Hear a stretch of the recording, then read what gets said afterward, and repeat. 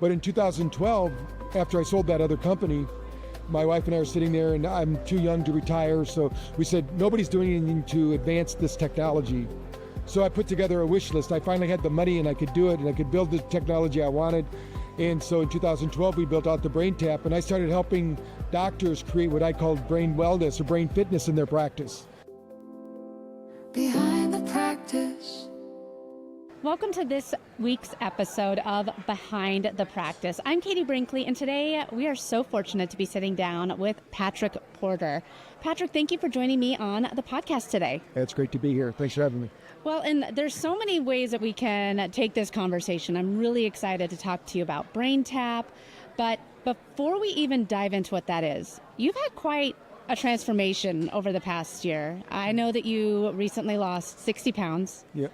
So let's talk about how not only what you're doing is changing other people's lives, but how you've also been able to experience that transformation. Yeah, well, when you're in this field for as long as I've been, 40 years, and then you get a diagnosis that says your PSA is an 8, and they want to cut into you, and I'm not for that at all. And then I read about what the side effects are of that procedure. I'm like, no way, I'm not interested in those things. So I said, give me 3 months. And what I did is I researched a friend of mine, Dr. Tom Seeger. He wrote a book called Uncommon Cold. And so the first thing I started implementing, I had a cold plunge in my office, but I would use it very rarely because it just wasn't convenient. But I bought one for my home so that I could do it every morning. And I started doing contrast therapy first. So I get up in the morning, first thing, no coffee first thing in the morning. That's the worst thing you can do for your brain because it crushes your cortisol curve. You should have enough norepinephrine, dopamine, and cortisol on your own. You want your brain, the world's greatest pharmacy, to activate. You don't want coffee to activate it. Now, I love coffee, so 2 hours later I'll have a cup of coffee, but not first thing in the morning. And when you get into the cold plunge, that gets your nervous system going, gets it activated, gets the norepinephrine you need and everything to get going. And so that's number one. And then I do my BrainTap meditation to get my brain up, and I typically do a TM meditation with it because I've been doing that for years. And and so I'll put on one of the gamma sessions and train my brain to that level. And then after that, depending upon every other day, I'm going to be doing some kind of physical workout that's strenuous. I use an EMS suit called Vision Body. And that made all the difference too, because when I travel, I can't bring my plunge with me. I can't bring my sauna with me, but I can bring that suit. So now, no excuses. Every other day I'm doing some kind of physical workout. And with that type of biohacking suit, I'm recruiting 97% of my muscle. So, and thanks to a friend of mine, the queen of biohacking, Dr. Laura Leva, she said, you need to start using that because I was working out. I've always been physically active, but I just couldn't get my body to burn fat. Now my metabolism is through the roof, and I started doing intermittent fasting and pretty much eating the good amount of good proteins, and a lot of fresh food, and things that I knew to do anyway because I ran a weight loss franchise. But I wasn't doing once I sold the franchise. Yep. My whole life I'd always been at great weight until like 7 years ago. Because I was traveling pretty successful at what we're doing, and I was just thinking about my brain, but you got to think about your body too. Yeah, it's so true. And well, actually, you mentioned BrainTap when you were talking to us about your transformation. How did BrainTap begin? Well, BrainTap started out of what happened before in my life. My dad was a Silva instructor, a Silva meditation instructor. So I grew up doing something called the Silva sound. In that meditation practice, you'd go to level, which is alpha. And so they had music they'd play in the background, which is called the Silva sound, which now we'd call it isochronic tones in alpha generation. So I'd always been into the sound part of it. And then through a series of what I like to call God winks, I got set up with a company called Light and Sound Research here in Scottsdale, Arizona, actually. And I was their researcher, and we invented the very first portable light and sound machine. Now, before that, we didn't have light, but we were researching how candle meditation changed brain function. So we're using a lot of biofeedback at that time. There was no neurofeedback. Everybody today thinks we always had EEG, or we didn't. We couldn't measure what the brain was doing, but we could measure what the body was doing. Is our respiration changing? Is our heart rate changing?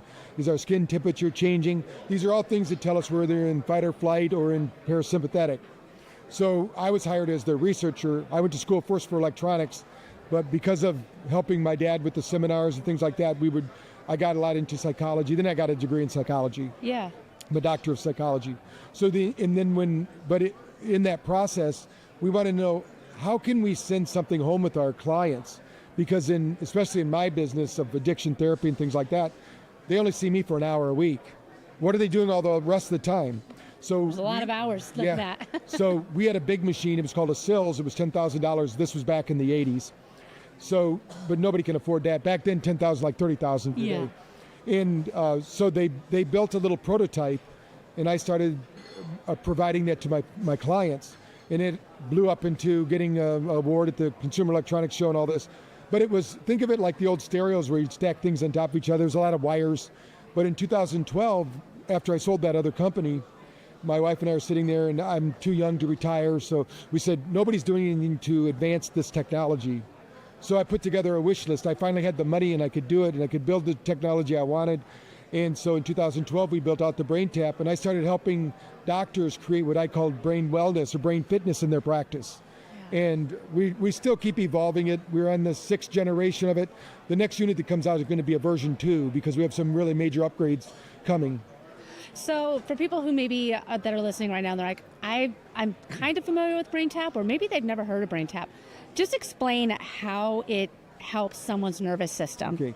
Well, right now, as we're sitting here, your nervous system has been changing every 40 seconds based on your mirror neurons. MIT proved this. You're never the same person. Your cells are changing at a rate of 50 million cells per second. So all of this activity is going on without your awareness. It's happening through your subconscious, or what I like to call your other than conscious. So this field that we call it, and this isn't something they have to believe. This is something, go to NIH and look at NIH, type in biofield. Yeah. There's a field of energy that's around us all, and our cells are actually playing into it. So a lot of the things here, even at the show we're at right now, are really working on the field. Mm-hmm. They're not working on the biological system. The biological system is like the second part of it. The first part is the energy system, what you call the electron transport chain. So this is how the cells get mitochondrial energy. So we're going to use light, sound, and vibration to do that. On every cell sits something called a chromophore. It's a little battery, and it absorbs energy. So in sound, you might go to a conference, a party or a celebration or a conference even, and you didn't really want to go, but they started playing all your favorite music. Pretty soon you're tapping your toe, you're dancing. The person brought you, hey, I didn't think you wanted to come to this. Yeah. Well, they're playing all my favorite music. That's because your cells actually converted that energy into usable ATP at the cellular level. But we're doing that on steroids, because we're bringing it right in through retinal flashing and through the ears. So the reason for the ears is all the blood in your body goes through the ears every 3 to 4 minutes. So if we're going to bring light into the brain is actually temperature-wise is controlled by the blood in the ears. So it's all going in and out. So it's kind of like if you're at the end of a river, there's a community that we want to feed, we got to bring it down the river. So in the way light works is the hemoglobin absorbs that light, it carries it to the cell that's about to die, apoptosis. That cell will receive that energy, then it basically recreates the Krebs cycle. It starts it up again, and you get a nascent cell. So you now have your cell returns back to back to basically baseline. Yeah. That cell begins to function like a new cell. So we can raise the energy of the brain. So we have measurement tools that do that. We have like the NeuroCheck, but we can also measure it with like the WAVI or any other technologies like that. We can show, like in our study we did, some of the things it does that we've studied is like with dementia, with our Saving Your Brain study, which is now a full book. Somebody can read the whole protocol. We took women, 55, 65, non-meditators. Within 6 weeks, they were all taken off the dementia scale. That study is now in a bigger study in Seminole College. We have 56 people through it. By the time we get their brain voltage over 7, they no longer have dementia symptoms. So it's a voltage problem. Yeah. You know, when they say healing is voltage, there's a good book out there called that. And that's real. That's the reality. If the cells don't have the right voltage. So there's a lot of reasons we don't have the right voltage, our toxic world, our toxic thoughts, sedentary lifestyle. So what BrainTap's going to do is going to get the neurons wiring and firing around new thoughts, new ideas, new concepts, and really just repairing the brain from the inside out.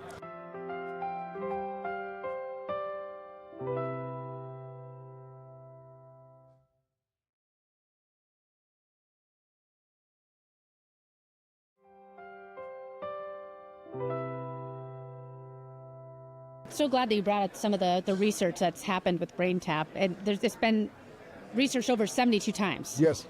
And so talk about that a little bit. So when you think about it, there's 7 studies going on right now around the world at major universities like Ames, Bhopal, in Italy, in Spain, in Brazil. In Brazil, we're doing an ADD study that one of the largest universities in the world, 490,000 students. They're getting ready to launch it through the whole student network, because at Seminole College, we did a study where our golfers were national champions 4 years in a row, but what they noticed was they had the highest GPA in the school. So we did a school-wide GPA study, and we raised the GPA up 1 point just by them doing once a day a 10-minute session. And we call it brain prep. So we're always seeing what's the least amount we can do to get the biggest change, because so many people want wholesale changes. But the real thing is, how do we get the body to start doing what the body's designed to do? We're designed to learn, develop, grow, and improve our function. But the problem is the past gets in the way, stress gets in the way, trauma gets in the way. So you need to take that time for recovery.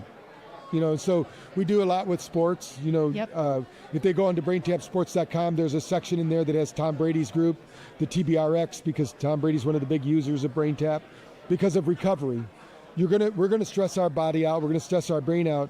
We're not gonna change that. What we need to do is build more capacity. So we're always trying to prove out, how can we build more capacity into the brain and nervous system? Because it's not just the brain in your head, it's your whole nervous system.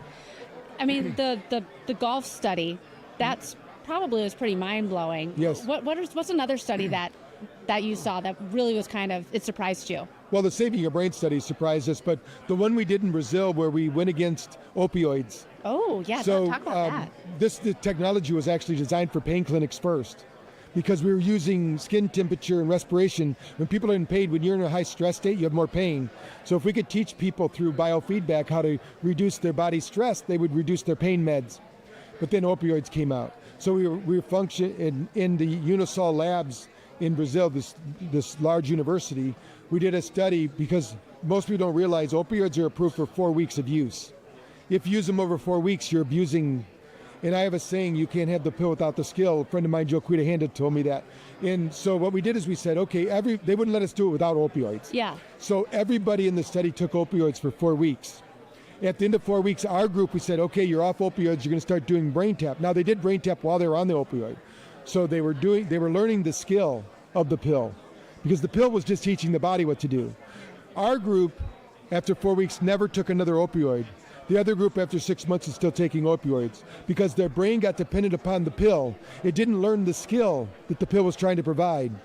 So what we're saying is, if you have to give them the pill for short term, okay, give them the pill. Yeah. It's not meant for a lifetime. It's going to kill their internal organs. It's not designed for that. So we're trying to show the medical world, it's okay. It's great. It's great for chronic care, but it's not great for health care. It's not great for longevity care. So people get confused. They think our healthcare practitioners are healthcare practitioners. Most of them are not. Most of them are sick care practitioners. There's if you have a natural medicine practitioner, that's a healthcare practitioner. Most of our medical practitioners, those are sick care practitioners. We need to change that. Somebody needs to go to our Congress and say, look, you're confusing everybody. These are not healthcare practitioners. Yeah. I love it when I had a client come into the clinic, and she said, I asked on a scale from 0 to 10, how would you rate your health? She said 10. She was on 17 different pharmaceuticals. I said, why did you say you had a 10 if you're on 10 pharmaceuticals? She goes, well, that's why I'm on. I said, no, that's like driving a car and you put a black tape over your engine light. You're just pretending you have good health. Yeah. You are destroying your health, because listen to the studies of all these pharmaceuticals. What happens? At the end of the day, the downside of taking these you're going to die. Mm-hmm. I know that firsthand, because my grandma got sent home from the hospital. She was a nurse practitioner in the 60s, and she was self-medicating. She said, we got to send you home. You're going to die. You're toxic poisoning. She lived to be 93 because she got off all of her pharmaceuticals. Yeah. Because they're good in short doses. They're incredible. Yeah. But in long-term use, they're terrible. Yep. You've got to get off them. I'm not saying anybody listening to get off your pharmaceuticals, go to your medical doctor. That's my disclaimer. But the reality is that whatever that pill's doing, your physiology is designed to do. Let's get your physiology doing and get off the pill. So if someone's listening and they're saying, okay, well, are you saying that meditation is going to cure me? Because I've tried meditation and it doesn't work. Yeah, only 5% of people meditate. Now, in our studies, we've studied over 30,000 brains. Most people, when they meditate on their own, they don't realize when you close your eyes, you shut down 30% of your brain, and your default mode network starts to go crazy, what the Dalai Lama calls your monkey mind. So, no, I'm not saying meditate like that. That doesn't work. And there's a reason why only 5% of people meditate, because they don't know how to control the monkey mind. What we proved with BrainTap, with brainwave entrainment technology, we can put the default mode network at bay. We can get you to relax. We can keep the brain operating. Once you learn, after 3 to 6 weeks of doing this, now you can meditate on your own. But you haven't trained that part of the brain. And I don't have time to go learn with a guru for 30 years. Yeah. I want to do it today. So I'm saying use brainwave entrainment. It's nothing, you don't need to be cured. Yeah. Your brain knows what to do. What we need to do is create the field of energy, and your body's designed to heal. Your brain's designed to heal. I'm not going to do anything, but we need to get, just like if I had seeds to plant in my garden, I don't need to do anything to those seeds. That's you. What I need to do is make the soil right, give you adequate sunlight and water. You do the rest. Yeah. So your nervous system knows what to do. The problem is the field isn't right for you. So we need to change the field. That's where the brainwave entrainment comes in, is changing that field. So if someone's listening right now and they're saying, man, this sounds like maybe something I need to incorporate into my life, and where can they learn more about BrainTap? How can they see if it's available near them? Talk to us a little bit. They can buy my newest book. I've written 10 books. My newest book, Brain Fitness Blueprint, has a big plan in it. You can get that anywhere, Amazon, Barnes & Noble, wherever, or online. That has a 30-day plan to get started. Or they can go directly to BrainTap.com. We have a 14-day free trial. Amazing. And what that means is, don't take my word for it. We always tell people, don't believe anything I'm saying. Give yourself 14 days, because 90% of people that do that get their best sleep. And with 2/3 of the world not sleeping, that's the first thing to fix. Let's get you sleeping again.